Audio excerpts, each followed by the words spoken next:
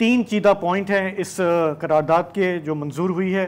اس میں پہلی بات تو یہ کی گئی ہے کہ فوری جنگ بندی کی جائے ماہ رمضان کے بقیہ دنوں کے لیے، یعنی کہ 2 ہفتے بچے ہیں تو 2 ہفتوں کے دوران اسرائیل اپنی کارروائیاں بند کرے.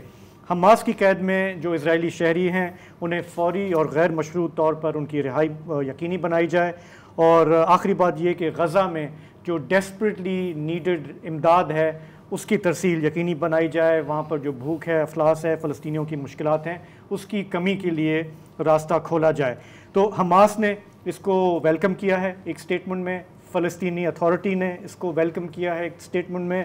اسرائیل کی طرف سے جو ریئیکشن آیا ہے وہ پازیٹیو نہیں ہے توقع کے عین مطابق. وہاں کے وزیر اعظم نیتن یاہو صاحب نے ایک اعلیٰ سطحی دورہ جو واشنگٹن جانا تھا اسے فوری طور پر کینسل کرنے کا اعلان کیا ہے، جس سے اسرائیل کے تیور صاف ظاہر ہیں.